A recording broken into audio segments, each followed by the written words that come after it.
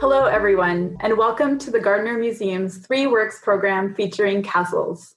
My name is Nahid Mansour, and I am the Senior Manager of Programs at the Gardiner Museum. Before we begin, I would like to acknowledge that Toronto is located on the treaty lands and ancestral territory of the Anishinaabe, the Haudenosaunee, the Petun, and the Mississaugas of the Credit Nation. The community we work in is the home to many Indigenous peoples across Turtle Island, and we are grateful to have the opportunity to live and learn on this land.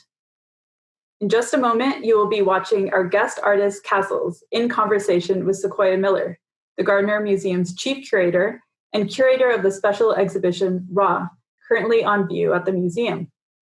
As one of the four works featured in Raw, Cassils performed up to and including their limits on February 20th earlier this year. This commissioned endurance-based performance piece is one of the three works that Cassils will be speaking about, along with Becoming an Image and their most recent project, In Plain Sight. In connection to Nuit Blanche's curatorial theme, The Spaces Between Us, the conversation between Cassils and Sequoia speaks to the ways that Cassils' work and activism highlight and problematize physical and social spaces that separate us from one another. Their conversation pays special attention to power dynamics shaped by gender and citizenship status, encouraging us to continue to examine urgent issues of the present day. We hope that you enjoyed this conversation and all of the other activities offered by Nuit Blanche 2020. Thank you. I'm delighted today to be able to welcome Cassils to our program. So hi, Cassils. Thanks for being here. Great. So I'll start off by introducing Cassils to folks who may not know all about them. So Cassils is a visual artist who's working in live performance, film, sound, sculpture, and photography. They've achieved international recognition for rigorous engagement with the body as a form of social sculpture. It is with sweat, blood, sinew that Cassils constructs a visual critique around ideologies and histories. Cassils received their Bachelor of Fine Arts degree from the Nova Scotia College of Art and Design, NSCAD-U now, in Halifax, and their MFA, Master of Fine Arts in Integrated Media from the California Institute of the Arts. Cassils' work has been shown in exhibitions worldwide. Solo exhibitions include one at the Perth Museum of Contemporary Art in Australia, the Station Museum in Texas, as well as at Ronald Feldman Gallery in New York and Trinity Square Video in Toronto. They've received numerous awards and residencies, and Cassils is also a Villa Bellagio Rockefeller Foundation Fellow. So again, welcome Cassils, delighted to be able to speak with you today. Thank you, so nice to speak with you too, Sequoia. It's been too long. I know it has, yeah, it's really great. So as Nahid mentioned, Cassils' work is in the exhibition Raw up now at the Gardiner, which we're delighted to be open and featuring. I am going to go ahead and move into our PowerPoint, and we can start to think, Cassils, about how some of your work relates to the idea of spaces and what kinds of spaces you create in the work. So, it's called Three Works, so we'll be talking about three of your kind of recent and ongoing pieces. Beginning with this one, Becoming an Image, which is an ongoing work that began in 2012. And maybe we could start off by you just describing the piece and what we're looking at. Sure, okay. So Becoming an Image was a work that I believe was first performed in 2012. And it was a work that was commissioned for the One Archives, which is the largest LGBT archive in the United States, perhaps in North America. And essentially, the show was called, what's the show called? I feel like the show was called Trans Activations, but essentially a bunch of trans and gender nonconforming artists were invited to look at the archive and find gender nonconforming or trans work that existed within it. But like most archives and museums, this was actually filled with the work of dead, white, cis gay men, so there was actually not a lot of trans content in this archive. And so, 2012 is a long time ago when we're thinking about the sort of developments in the dialogue and discourse around trans and gender nonconforming peoples. I think of it almost like a dog ears, like the amount of the sort of breadth and speed and vocabulary in which to discuss these ideas did not exist, especially for me at that time. And so rather than making a work around maybe one or two subjectivities I could locate in this archive, I decided to instead make a work that kind of spoke to the erasure of what it is to be excluded or make it into a canon. And so we gutted one of the rooms of the archive. We moved all the filing cabinets out. And it just so happened that this archival room had a sort of dark room type entrance. There was a door and a kind of closet-like space, another door, and then you'd be into this like pitch black chamber. And so I decided I wanted to play with this idea of representation. And so really it didn't start as a sort of inquiry into sculpture at all. It was this idea that was kind of more motivated around photography and the archival image in relation to photography. And so we built this 2,000-pound clay monolith in the center of the archive. The audience was loaded into the darkness, not knowing what was in the center. It was pitch black. Everybody is blind. I am blind. The photographer is blind.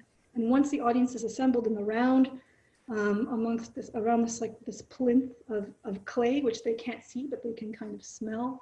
I was told it smells kind of like a graveyard. I come in with the photographer, also blind, my hand on his shoulder. I'm led to the sculpture, and then I basically beat the shit out of this clay. Again, blind, I can't see the sculpture. I can't see the massive clay. I have to trust sort of different sort of perceptions of, like I train a lot for this work, maybe at least 8 weeks leading up to, I'm doing kind of heavy duty, high heart rate conditioning, but also a lot of Muay Thai and boxing, Western boxing style techniques to kind of condition my bones and tendons for the impact with the clay. And when I'm in the middle of this kind of frenzied performance, the photographer attempts to document me, but he too can't frame. And so he's randomly just kind of pressing the button, which triggers a flash, which creates this sort of retinal burn. It kind of fills the moment with a temporary flood of light, which creates this retinal burn, sort of impregnating the eyeball of the audience member. And they become sort of living archivists. Their bodies become hijacked.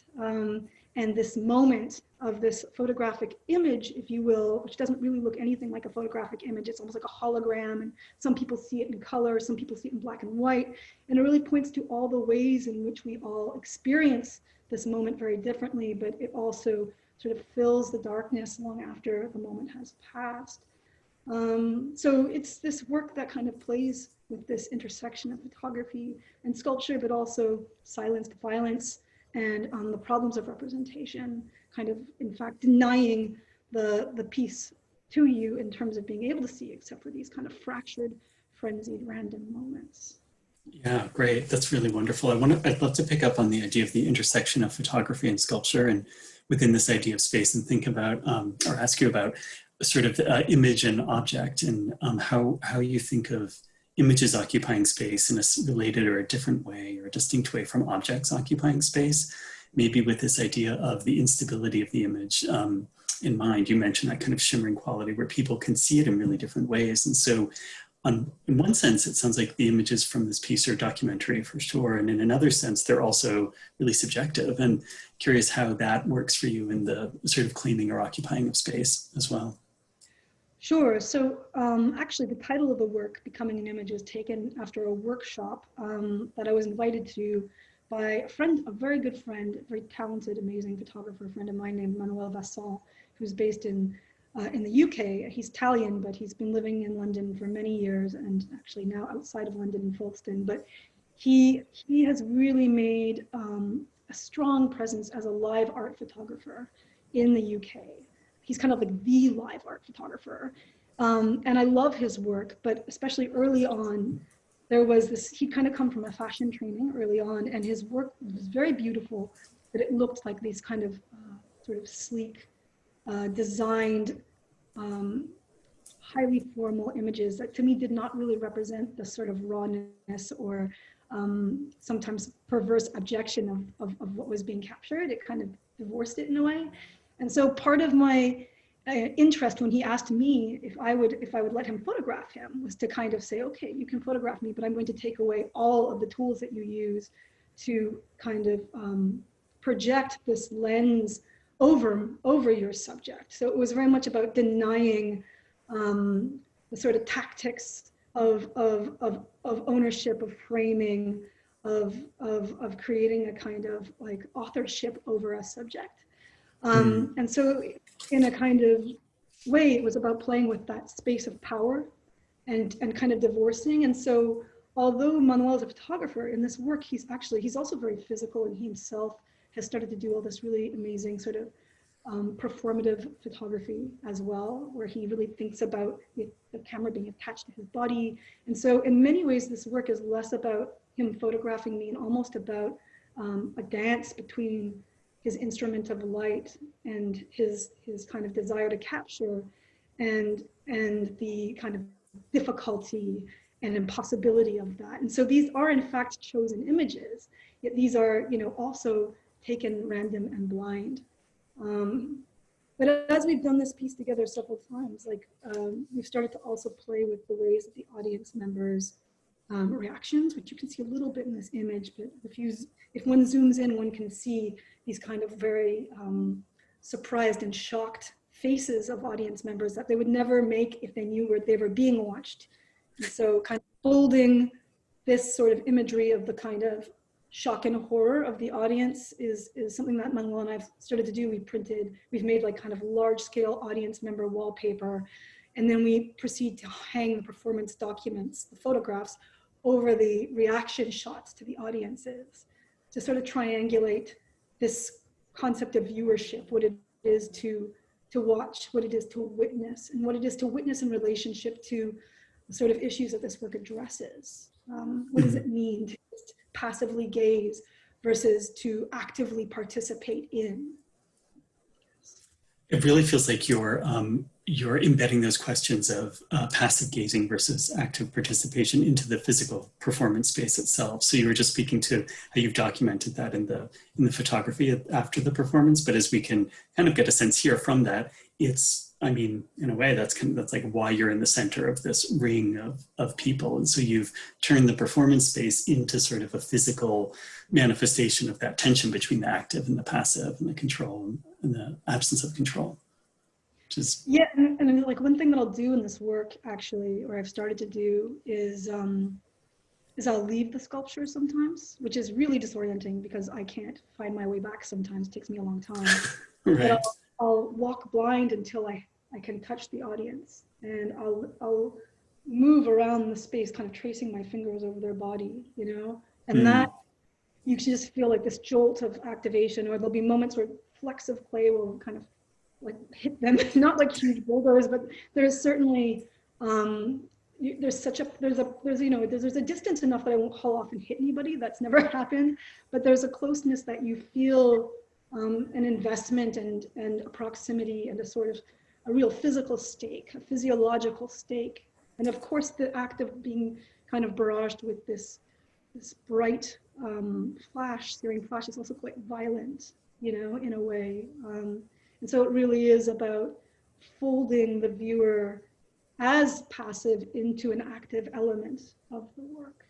Yeah, and maybe I would add through this kind of multisensory kind of mode that you're using, where it's about sight and deprivation of sight, or visibility and deprivation of visibility, as well as kind of like human touch, and like the smell of the graveyard is such an evocative image that maybe not literally, but that idea of like the clay occupying space because of its fragrance, like of how it smells, and probably the humidity too on some level. So it's this kind of full sort of body or physical manifestation of kind of holding space. And maybe the last question I'd ask you about this piece has to do with, I guess, tries to kind of draw from this question of your body occupying space in the time that you mentioned. So starting the work in 2012 and thinking about the distinctions between the way that trans bodies occupy space in, say, 2012, and how that transformation has really, I imagine, been pretty different. So how does that feel within the language of this work, and how does it change the way that you're thinking about the work and the way that you experience your physicality in the space? You know, I think different things are at stake at different moments in time. And I think now we're in this moment, we were in this moment where we were, and I'm speaking to a US context because I live in Los Angeles and have done for 20 years. But thinking about the sorts of gains of rights that have been made, and then the sort of rollback, the incredible rollback of rights. And so I think the pieces, it is a work that is always in flux. The sculpture is something that is sort of made, it's an indexical sort of happenstance of that moment. And I really feel that, what is brought to the project in the moment definitely is like kind of impregnates that darkness, if that makes sense. Mm-hmm. There's like, and I feel like, I think that's really true of most of everything, right? But I think when we're in these moments where we are so incredibly aware of the overarching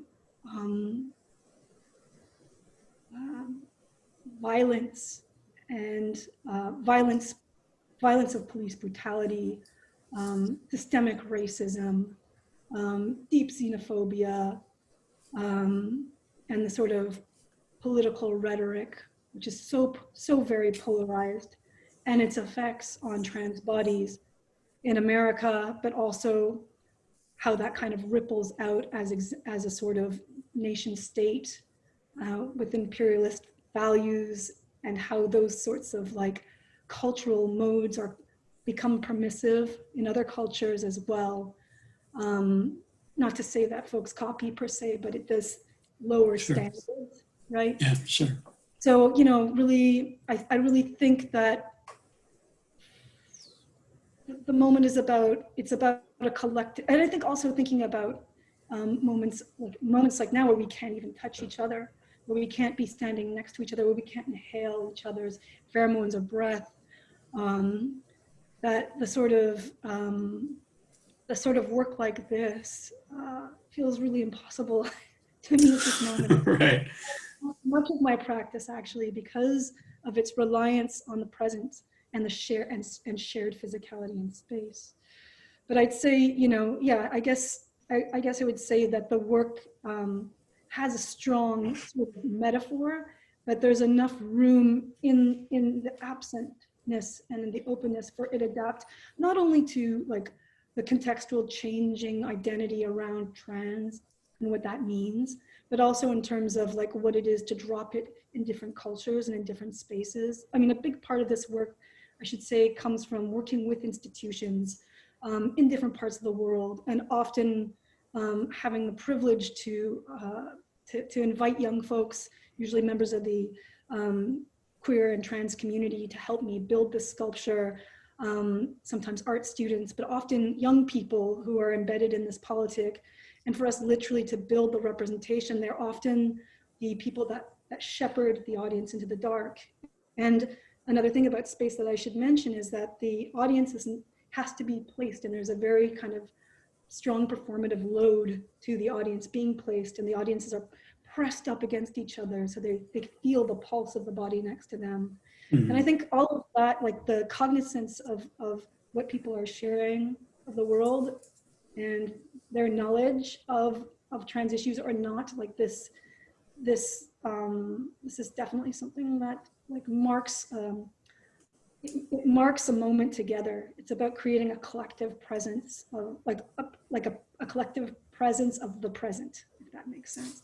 Yeah, collective presence of the present is a great way to think also about the next work that you brought to share, which is the piece that you performed at the Gardiner in early February, and which now exists in a sculptural and video form in our galleries in RAW. So this piece is called Up to and Including Their Limits. And I would love to pick up on the idea of community space and sort of creating a space with people that sort of holds something together, holds a collective idea or understanding. And it's not evident from this image, but this was maybe I'll just show the next image too. So folks can get a little bit of a better sense. We can describe the work a bit as it began with a very kind of darkened gallery or exhibition space, inside of which was a 10-foot kind of plexiglass cube with clay lining the walls, totally dark. And at the beginning of the performance, Cassils began to move through the space, suspended, and began to remove clay from the walls. And you can see the image on the right of the screen is the sort of the ending moment of the piece, where Cassils has removed enough clay from the walls to be able to create a plinth to stand on in a sort of sculptural form. And I'll invite you in a minute to give a better description of that piece from using your words and your language. But maybe we can start off by thinking about that sort of, again, this idea of community space in a way. And I think one of the things that I loved about being involved with this project in terms of helping it come into being was right at the beginning of the performance, or just before the performance, the way that you brought together the folks that we were called ushers, termed ushers, and these were members of the community, mostly the queer community and trans community in Toronto, who came in to help out with the piece and to help kind of guide some of the participants. And one thing that I found really moving, I guess, was the way that you sort of brought them into the family of the work, so to speak. You didn't approach it as like, okay, these are my assistants and they're helping for this project. You very much brought them and their full reality. And it was brief, but it created this sort of moment of a communal space of holding the work. And I'm wondering how, I guess I'm not sure what the question is in there, but wondering how you think of the avenues for creating these kind of communal experiences and shared experiences, not just as a performer, but as like a human being. It seems to be really your work is very singular, and you know, occupy a very kind of clear physical center of it, but it's also very, not collaborative, but kind of has this community component. So really interested in how you think about that balance. Thank you, Sequoia. Yeah, I would say that, firstly, I think it was 20 by 20 feet, wasn't it? Or is it 10 by 10 feet? It's a bigger cube than 10. More than building it. But anyways, yeah, like it's a large plexi cube, and I'm suspended from a harness. It's a stunt harness, actually, a trapeze harness that allows you to invert and circle. The work was inspired, as you can see from the title, as much of my work is. It's in sort of dialogue with art history. And last year we lost an amazing feminist performance artist, Carolee Schneemann. And she had a sort of pivotal work that was called Up To and Including Her Limits, where she hung from a tree harness from the ceiling naked, sort of suspended around the waist. And there's a sort of two corner walls that are covered in paper. And she has these drawing implements in her hand. And as much as the tree harness swings her, she kind of lashes out and darts out and is able to demarcate the wall. And it's this amazing work that pokes fun of the sort of masculine enterprise of Jackson Pollock, but it also speaks to the sort of representational limits that she had as a woman in that era, someone who was desperately trying to literally make a mark, whilst larger forces control the ability for her to actually be in complete agency of her body, you know? And so that work has always really resonated with me. And so I was thinking about the sort of extension of that work to a trans and non-binary body, and was like very excited when the Gardiner Museum, which is like in my mind historically a kind of like fine china and pottery, of course that's really radically changed, and there's been such bold vision there. But you know, when you look around, you see many of these precious objects ensconced in glass vitrines, this fragile, precious objects. And so what would it be like to put a body in a glass vitrine aesthetic? I mean, obviously not glass, it's plexi, but still playing with that kind of doubling, if you will. And we lined the box with the same clay that's used in Becoming an Image, which is a modeling clay.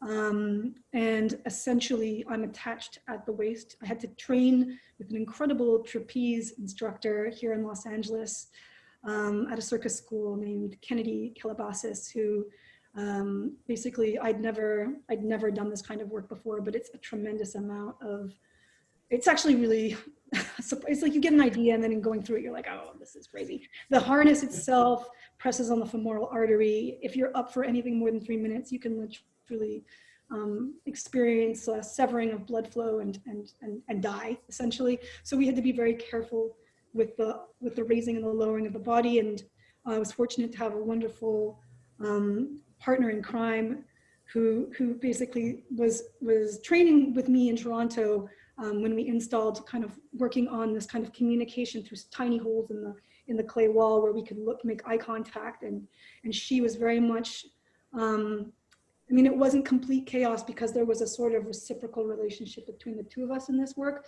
but really it was about kind of unleashing and surrendering to the sway of the body and just trying to mad dash like Schneemann and grab handfuls of this wet material and throw it under me. And so what you encounter, for those who weren't there, is you walk into a room and you encounter this black box. But as the performance commences, you hear this kind of thudding body ricocheting off the walls. And then very soon you see these sort of very gestural marks, again, thinking of the body as a gestural instrument, and these like finger slips, which create these kind of fingers of light because the inside is very brightly illuminated. And the audience is denied the gaze, but throughout the performance, as I remove the clay, flinging it under my body, these openings are created. And so back to your question about community, you know, when we're thinking about museums, we're often thinking about ushers, or we're thinking about security guards. And when I'm thinking about the trans community and the queer community, and especially how that intersects with folks of color, bodies that don't feel welcome in institutional spaces, I'm always like, I feel really always at odds when we're talking about, oh, we got to keep people away from the work. The work has to be secure, and of course there's safety reasons for that, and that all makes sense, but still there's a power dynamic that is implicit, just as those fragile objects are like, you know, held up and as revered, you know, there's this power structure of what's in the case, what's outside the case, how it's guarded, your ability to look and your privilege to look. And so it was really important for me that the security were actually stewards, and that this was a collective, this was a work that was in many ways made for them, and for them to have a front row seat versus for them to be like, you know, policing or being policed in that case. And for us to collectively hold space to create this moment. And I'd say that, you know, when back to your last question about time and transness, you know, I think initially when I was younger, a lot of my work was very much about like, wake up, pay attention to this, there's these wrongs. But as I kind of continue to live in the grind of this world, I really see art as an action that creates ritual for bringing us together. Ritual for, in many ways, without at risk of sounding cheesy, like having these sort of healing, sort of ceremonial, or not ceremonial, but these like process-based, time-based moments of impregnated presence, to share and bear witness with each other, to be vulnerable, you know? Yeah, you know, it's amazing that you bring up this question of ritual, because one of we've just had a question come in from one of the participants here about ritual and what your relationship is to ritual. So you guys were on the same wavelength at exactly the same moment. And I'll flag to other folks who are watching, please send in more questions as they come to mind. There's another one there I'll get to in a minute. But before that, I'd like to ask you about this idea of kind of coming back to the notion of policing and security that you mentioned in reference to community. When you performed this work in late February or kind of mid-February, and the museum soon closed afterward for 6 months and has been reopened for about 8 weeks now. And we're obviously in a very different cultural space than we were 6 months ago. And the conversation around museums and institutions and our capacities to work collectively and to serve community and to generate community are in a really different place than they were in February too. And I'm wondering sort of where you are with this these questions that have really come to the fore as part of this larger kind of cultural reckoning around race, representation, anti-Blackness, colonialism. And of course, they've been there for a long time, these questions and issues, but obviously the conversation is really different now, particularly around museums and what's the role of the museum kind of moving forward in the future? What are our capacities to address some of the wrongs or flaws or legacies from the past? And I'm curious, like, how this has been from your perspective as somebody who works with and within institutions, but also against them in some ways. Yeah, I mean, I really think, you know, for me, it's always about establishing a relationship with whomever I'm working with. Like, for example, I don't think of you as an institution, although of course you're attached to one, but I really think it's about making time and space to have conversations such that we can really, and it depends on artist to artist and institution to institution and value systems of therein, right? I feel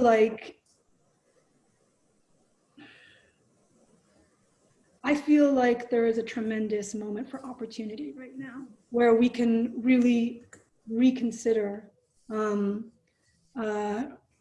not even reconsider, but really like undo and redo. I mean, this recent work that we're going to talk about next, in plain sight, was a work that I made without any institutional support whatsoever. And one thing that was a little bit shocking to me, but not entirely, was like when COVID hit, pretty much every single exhibition I had evaporated, and the sort of precarity of what it is to exist as an artist and the sort of support that you feel like you've not necessarily earned, but like just anticipate due to the fact that you've committed your entire life, you know, that you expect a certain stability on some level, and to just have everything evaporate, and not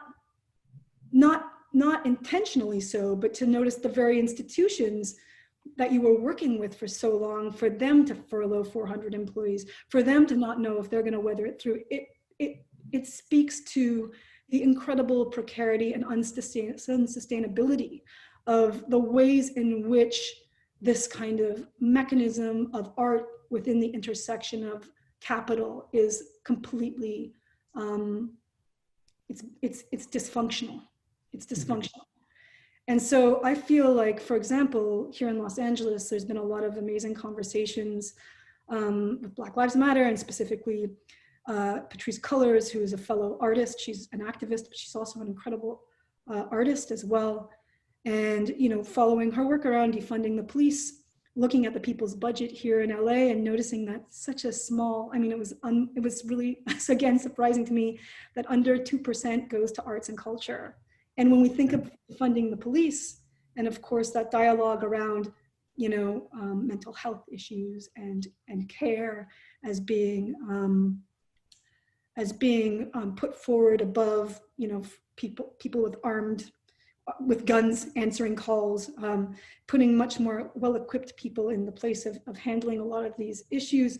But then also, like, what would it be like in defunding the police to refund art, and think of the properties of art as a community building and healing way of addressing some of the gouging holes in the sociopathy of capitalism.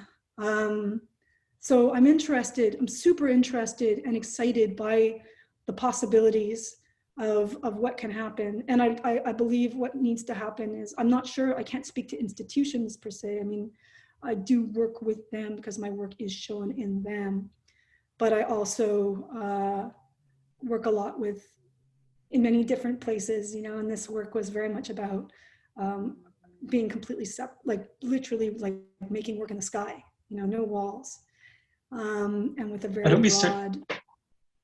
Sorry.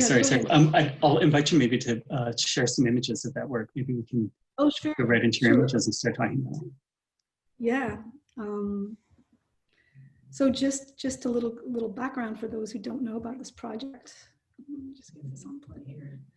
On the 4th of July, 3rd and 4th of July here in the United States, about a year from this July, I started to make a work with an incredible artist based here in LA named Rafa Esparza.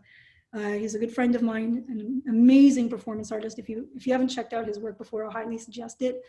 And he and I have been in the same circles for many years, and for various reasons, immigration is something that had impacted both of our lives in very different ways. His family came to the US without papers when they were teenagers from Mexico, and I came as a Canadian citizen, though being a white Canadian citizen, middle class, you know, as a student, as an artist, I really didn't have very much money or resources. I experienced a tremendous amount of homophobia and transphobia, despite my privilege. And I was kind of, you know, I had a black flag put on my passport after 9/11. There was a sort of ordinance passed by the TSA, the Transport Security Administration here in the US, that said anybody who was gender nonconforming should be flagged. Some very strange methodology like behind that, which was such that you could be wearing a burqa and strapped with dynamite or some crap like that. But regardless, I was pulled over at every port of entry and invasively questioned and searched physically for many years, which created almost like a sort of PTSD when it came to borders with me. Like I would start to shake uncontrollably. And that's a very like vanilla experience compared to what many people go through. I can't speak to the specificities of Canada because I haven't done enough research around Canada, but I'm sure some of this translates. And so, but what is particular about the US context is actually we have for-profit, just as we have for-profit prison, we have for-profit immigrant detention. And I was shocked to learn that we have close to 50,000 people in immigrant detention every day in this country. That again, 8% of it are federally contracted to the US government. These detention centers are owned by private corporations, Geo Group and Corsivica owning the bulk of them. They make $145 on average per person per night. And the average person has no recourse to legal action, and they're stuck in there for at least a year and a half, if not more likely up to 3. Children are separated from their families. People are packed in cells meant for 150, 300 people. There's stories of folks drinking out of toilets, maggot-infested food. I mean, it's just unbelievable. And so in learning about the fact that there were these detention centers, not just at the southern border states, but in every single state in the United States, Rafa and I wanted to make a work that highlighted this injustice, and we felt it merited as big and sort of spectacular a messaging, sort of spectacle, if you will, to counter this like incredible injustice that is occurring. And so we hired the nation's only skytyping fleet. They own the patent on skytyping. And we asked them, like, what's the biggest job you've ever done? And it turned out to have been 80 messages nationally for, you know, Geico Insurance Company. And rather than Geico Insurance, what we did is we formed a coalition of 80 artists. These artists run the gamut across different ages, different genders and sex presentations, folks who survived Japanese American incarceration or descended from folks who survived Japanese American incarceration, folks who survived the Holocaust, the legacy of the AIDS crisis, obviously a lot of Latinx artists, a lot of Black artists who are making work around the prison industrial complex. And we asked all of these artists, though they suffer, they like really differ in subjectivity, to collectively focus their attention on the problem of immigrant detention. Thinking about the sort of historical, cyclical nature of these violences, right? A country that was founded in the genocide of indigenous people, that then led to the incredible like proliferation of wealth on the backs of enslaved people, that then translated into this carceral logic of for-profit prison, which is now part of the immigrant detention center. And so we asked these 80 artists to each come up with a 15-character phrase. That's the kind of limit for a plane, and that's kind of the limit for visibility before the end of the message will start to evaporate. And we placed these messages over parts of the immigration system, and by that I mean actual detention centers, but also federal buildings, immigration courts, and historic sites of relevance. So this is a work by an incredible LA-based artist named Beatriz Cortez, and this is her phrase, "No cages, no jalas," over the federal building in Los Angeles. This is Bambi Salcedo's work, who is the founding member of the Trans Latina Coalition, which is a advocacy group that really serves trans Latinx community members. And this is over the immigration court. This is her message, "Stop Crimmigration Now." This is Yunuen Rhee over the city hall in San Diego. San Diego is meant to be a sanctuary city, meaning that immigrants are protected there. And yet that is not the case. We do have really egregious detention centers very closely located. And over the city hall where the sanctuary city law was declared, we sky-typed, "Your tax dollars cage kids." And this is Karen Ishizuka, an incredible curator and artist who's the founding member of a group called Suru for Solidarity, which is a group of Japanese American elders who either directly experienced or descended from folks that survived Japanese American incarceration in 42. This is the Santa Ana racetracks here in Los Angeles. To the right, you see them in 42 when they were in fact detention centers holding American citizens who were considered prisoners of war. And Karen's message was, "No more camps." And Suru for Solidarity has this incredible tagline, which is that we wish to be the allies we did not have. And I feel like that slogan of Suru is very much in accordance with the belief system of Rafa and myself and the rest of the artists. Just to give you a couple more, this is "I Am a Cloud of Hope." This is by Marcos R. Ramirez, who is based in Mexico. This is a great one by undocumented poet Yosima Reyes, "Chinga tu migra," which means basically "fuck your immigration officer," which is also kind of hilarious. And then let's see, this was mine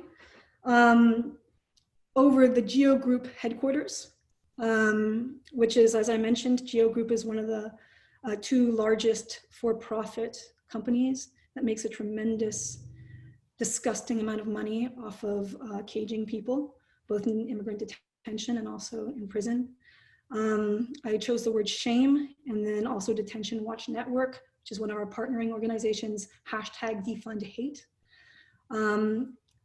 For me as a Canadian citizen in doing this research, it was particularly volatile to learn that Canada's RRSPs up until, for a good chunk of time, were actually directly invested in for-profit American detention, invested in the entire country's retirement plan, invested in these for-profit prison stocks and making money off. Of course, this was then quietly divested when covered by the Guardian newspaper, and folks realized that this was being done in their name, because I'm sure people would find this distasteful to say the least. But it shows the sort of intersection of how these issues translate geopolitically, right? And then like the last thing, and then, finally, I'll just say this is also, we had a message from Kent Monkman, who you all know very well as a important Toronto-based artist.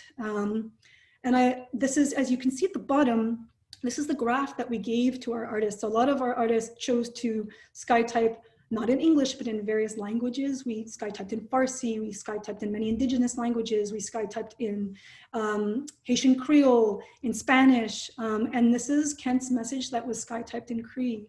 And I'll just read out his artist statement because I think it's really beautiful, which was, "Before colonial governments created borders to delineate their new nations and force First Peoples into reservations, Indigenous peoples migrated all directions across territories known as Mexico, the United States, and Canada. These colonial demarcations on stolen land disregard Indigenous title and impede the free movement of Indigenous people on our own ancestral territories across Turtle Island. The detention and incarceration of migrants and the removal of their children at the US southern border to enforce a colonial boundary is criminal, abhorrent, and intentionally dehumanizing. The United Nations defines this forcible transfer of children from one cultural group to another as a genocidal act.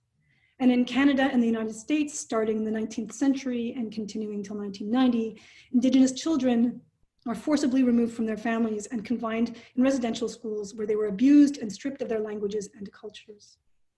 The resulting intergenerational trauma are manifest in many aspects of our communities, including the disproportionate incarceration of Indigenous people in Canadian prisons. This intolerable act at the southern US border is both devastating to witness and painfully familiar. We must encourage all Americans to have compassion for the families who are being ripped apart. And it is from this, and I won't attempt to pronounce that because I'll do a bad job of it, but this word in Cree, that radical change begins. Absolute compassion is the definition in the English language. And so, yeah, that's just a sort of example of just a few of the 80 artists and how their work sort of intersected. And it was important for us to invite artists from Canada and from Mexico to speak to First Nations and Indigenous migration paths that do precede these colonial borders. And just like one last thing I'll just quickly mention here while I'm blabbing is most of these, you can see like XMAP at the end of these phrases. And that was part of our strategy. One of these letters is about the size of the Empire State Building. And one of these messages is viewable for about up to 3 million people. So this is like a very highly impactful spectacle, if you will, to drive. But we didn't want to like make work about immigrant detention. We wanted to make an artwork that elevated the work that organizers have been doing so very well and continue to do so very well around immigrant detention. And so XMAP is the hashtag that would funnel you to our website via Instagram or online, where you would come face to face with an interactive map in the US where you would enter your zip code and it would immediately geolocate the detention center nearest you. And the second thing that the site did is it provided actionable items for you as someone located in the States could do to help. Everything from signing petitions to writing various political officials to contributing money to immigrant bail. And we were able to raise a very good amount of money in immigrant detention bonds. And then also just really promote the Abolish ICE movement, and to also elevate the work of our 17 national partner organizations. And really the work was really about educating, this is happening. It's happening because of your tax dollars. It's happening in your name. And if you don't like it, this is what you need to do, And so, yeah, it was a public artwork in service of elevating the work of organizers. And I'll just, that was a very long blah, blah, blah. But no, really, it was actually really great, blah, blah, blah. Thanks for doing that. And in a way, I mean, I feel like I could ask you 100 questions about it. We're almost out of time, but I think first off, I would say congratulations on doing it and on pulling it off. It's an amazing project, an amazing feat of just kind of like coordination for sure, especially during the onset of the pandemic. Absolutely. I think the other thing, just right off the bat, that's really important to celebrate about the project is how it's so much a continuation and expansion of your work, right? Of the kind of the foundation of your works, these questions of visibility and of community and of rights and of being present and sort of creating presence, and that kind of, I mean, not to be too sort of art history-ish about it, but that kind of tension between like the physical, the land and the boundaries and the crossing and the not crossing and the immateriality of the sky and of skywriting, I think is, for me, is an example of your brilliance, really, of like the way that you can like think in these multiple planes that are intersecting. You can speak to such like a physical body grounded experience of like our lives in the place where we are, but do it in this like ephemeral way is an amazing leap. I want to ask you one final question, which is coming from the participants here, and is one that I think is relevant, especially at the Gardiner. So this brings us a bit away from In Plain Sight and back to the first two projects that we were talking about, and that has to do with clay. And I guess it ties into In Plain Sight in the way that clay is the soil. It's like the manifestation of the land and the earth in some ways, metaphorically and literally. Sort of wondering for you, sort of what resonances or meanings clay as a material and as a medium has, and how, like, why did you choose it for becoming an image, and how did it help to kind of realize your work, and within the context of Up to and Including Her Limits that had clay in it too, and sort of, I guess, wondering about your relationship with that particular medium right now. Sure. Okay. I will definitely answer that, but just to clarify, I just wanted to say thank you for that kind words of encouragement about In Plain Sight. I do just want to be clear that that was very much a collaborative artwork. Absolutely, yeah, sorry, yeah, I do recognize. No, it's cool. And I just also want to say that, you know, it was like not just Rafa, myself, and the 80 artists, but we actually worked with an incredible producer. We had an impact team, which were like folks that helped us really understand the timeline of organizing. And so it was really a huge collective effort. I'd say probably about 300 people gave their time and labor for free. I mean, that's how we did it. And I guess, you know, to me, that answers the question you had earlier around like, how do we deal with institutions or wrestle with these problems of racialized tension, of xenophobia, of access. And for me, really, it was like an incredible experience to work across such an incredible broad spectrum of lived experiences and to focus our ability on an artwork and this kind of collective manifestation, despite all of the different worlds we were coming from. It was so generative. And so I would say that that's an incredible model to embark upon. And I think we were really thinking about modeling different possibilities throughout the creating of that artwork, you know.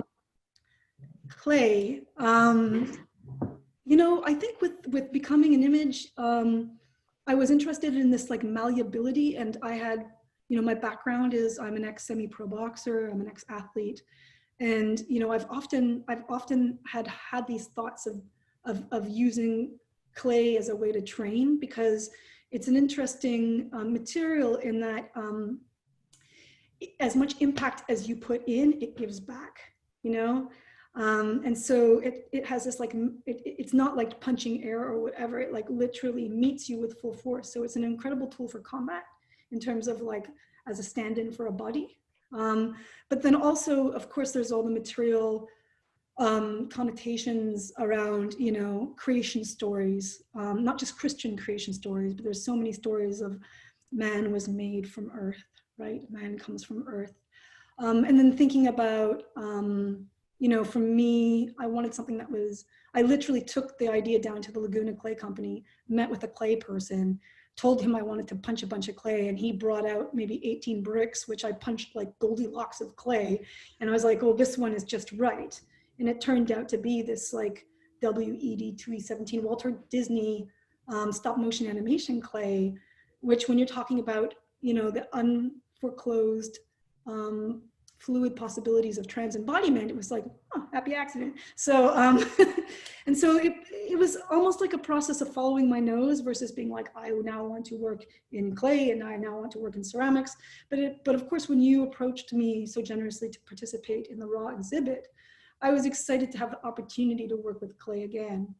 And I think, you know, it is the fact that it is of the earth, you know, and it is sort of like humble democratic medium. It is like not just fine art, it is also has all these other functional traditions. But then also I think moreover, its ability to be indexical. I'd say it's a red thread that runs through my work is like this idea of visibilizing the invisible. And I was really interested in the sort of this, I'm like tripping on this notion of like forensics and in the indexical in relation to the abstract and material. So what is the evidence of an attack? You know, how can we talk about something as abstract as violence without the sort of exploitation of an open coffin, you know, and a bludgeoned body? Is there a way to talk about human form and aggression through the indexical properties of clay? So it just seemed like something that was really functional in making that inquiry. It's really interesting to think about in terms of the videos that you know, visualize and show police brutality, right? Like how do you, and that there's an aspect of watching them which is you know, it very much it makes it brings it right into your brain and into your soul. And I think that's obviously the power behind it, but it's also the danger behind it too. And so it's interesting how that question of material and abstraction and indexicality and kind of grafts onto to the circulation of images, I guess, through body cam videos and through cell phone videos. I'm thinking also about the phrase indexical happenstance that you used about 20 minutes ago, how kind of poetic that is. Wonderful. So this is great to talk to you again. Thank you so much. This has been really interesting, fantastic to spend a little bit of time thinking about your work and hearing about it some more, and of course, learning more about the recent project. Thank you so much for spending some time with us. My pleasure. Thanks for inviting me. It's always good to connect. And who knows, you might be seeing a lot more of me in Canada soon. Yeah, well, good luck with California in the meantime. Thank you. Thank you. Down For here. sure. Yeah, for folks who are watching, I'll add just a couple of things. One is the Gardiner Museum is, of course, open to the public now. Our hours have changed recently, so please do check our website. We're open Thursday to Sunday. Please check the website for details before you come in. And I'll say that our next 3 Works program is actually next week, September 17th, at the same time, starting at 1 p.m. Eastern Time. And we'll be joined by Magdalena Dundo, phenomenal artist based in London. Really looking forward to that conversation too. So again, thank you everyone for joining us today, and especially thank you, Cassils. And yeah, stay well. Thank you. Thank you, Gardiner Museum. See you later.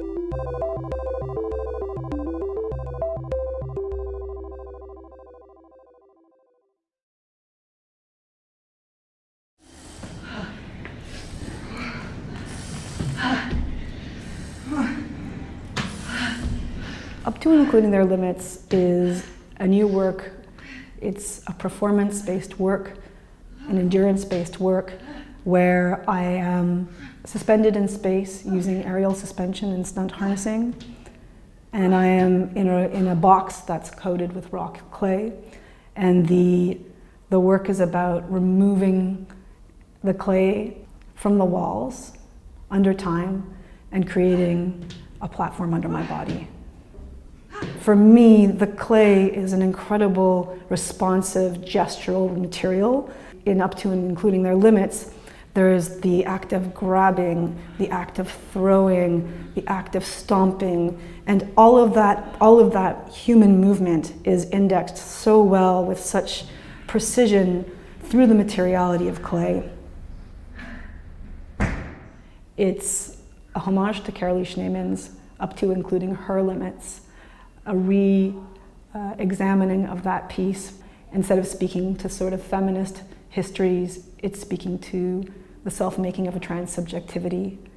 And it's using the material expressions of clay in placement of crayon and paper, and incorporating the gestures and the action, the restraint and the containment, as well as elements of freedom as a way of speaking to that work and to now.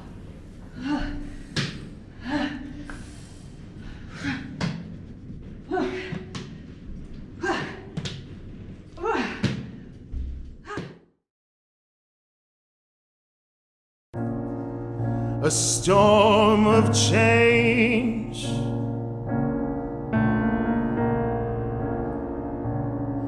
and that storm is nigh,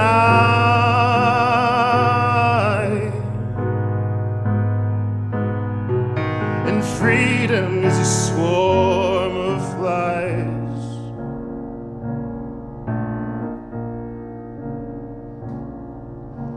Candle on the curb,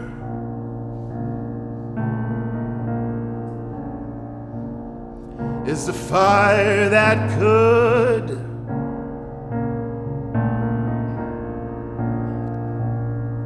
When the squad car won't burn,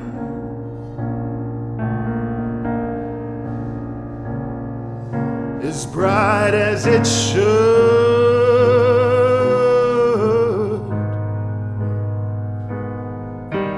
Freedom is a swarm of lies.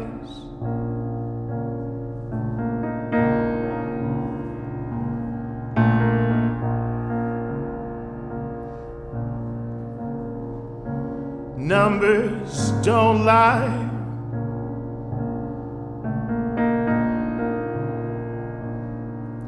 but justices still do.